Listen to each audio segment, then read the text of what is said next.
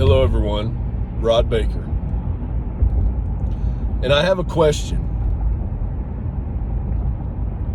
My question is how do you tell someone that they're incapable of loving you well enough? How do you tell somebody that they don't love you well enough? They don't give to you enough, that they're not good enough. How do you express to them that they're not? You know, one of the fortunate things that happened for me is one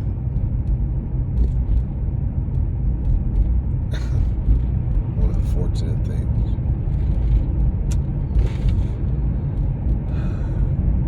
It wasn't fortunate. It was unfortunate. And the unfortunate thing was that, you know, I had somebody who came to me and said that they weren't good enough to be with me. And, you know, usually you would think of that as an excuse or something like that, but they meant it. They truly saw themselves as not good enough, and they weren't good enough. But that's the thing about love is, you know, love's going to propel that person to be good enough. But they weren't.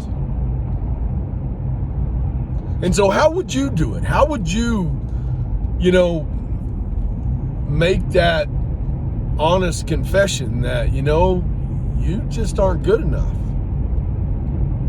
And it's not that you're not pretty enough. It's not that, you know, you're not, it's not that, you know, you're not worthy. It's that emotionally, you can't do this with me. You can't go where God's going to take me. You know, and that's a whole nother question. How do you tell someone they can't go where God's going to take you? How do you do that? I mean, I can. Don't get me wrong. I can say, you know, you can't go.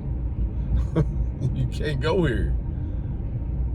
I can say that. I can mean it. I wouldn't say it if I didn't mean it. But the truth of the matter is, you know, in telling someone that they're not good enough, or them telling you they're not good enough, you know, how do you argue that? Because for me, my argument was, please don't think that way. But that wasn't a good enough argument. It wasn't. So if there's ever been something that has weighed on me about that previous relationship and about the way that all went down, it would be that I would want to go back to that moment in time and tell them, you're not good enough right now, but you're going to be. If you'll just stick it out. If you'll just hold on. If you'll just get that mindset that, okay, I may not be good enough right now, but I'm going to be good enough. I'm going to. And this person's going to love me to it. You know? I think that's the one stopping point of that whole difficult relationship was that's what I wish I would have said differently. Somebody's texting me. So, you know, think on those things. Think on those people that have been in your life that you knew they weren't good enough, or you suspected, or you didn't know what was wrong. You didn't know what was wrong. But, you know, at the same time, you'd hoped that they could get there. And, you know, that's my prayers. My prayers that, you know, she continued to do whatever it takes for her to grow into that, being good enough. You know, but it all starts with a change of your mind. It all starts with a possibility, a seed of possibility. You know, that's the wonderful part about what we have the capacity to do is plant seeds. And if you go around planting negative seeds, I promise you, you're going to reap the negative fruit of those negative seeds. But if you plant positive, if you're uplifting and encouraging, inspirational, you know, the first thing people do is accuse you of manipulation. And, you know, I'm sorry, it's not manipulation, it's motivation. I'm trying to motivate you. I'm trying to, you know, help you think better of yourself than what you think better of you. And that reaps good fruit. Even if they don't accept it at the time, you reap the good fruit of that, because it doesn't change your mind.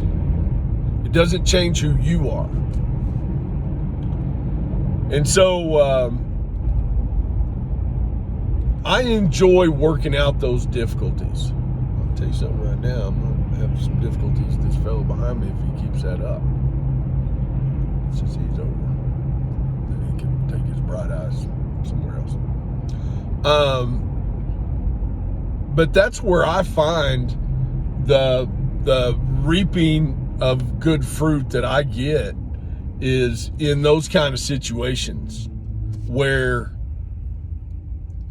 even though those instant results were not of my liking or what I was anticipating or trying to prevail in, I still reap the good rewards of that. I still reap the abundance of that good fruit, because it continues to instill in my mind, you know, that worthiness of God's love, that worthiness of other people.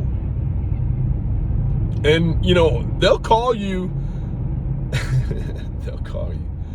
they'll put names on you like egotistical or arrogant, things like that, but it's their own ignorance that does that. Don't ever forget that. It's their own ignorance that they say you're boastful, okay? Or flirtatious or something like that. There's a huge difference in that, see? There's a huge difference in that. These things are not those things. These things are uplifting. These things are, you know, making somebody's day. People talk about it all the time, just making somebody's day. Well, how in the world do you think you're going to make somebody's day? You really want to make somebody's day? Pay their rent. Pay their rent. Pay their car payment. That'll make their day. That'll make their month.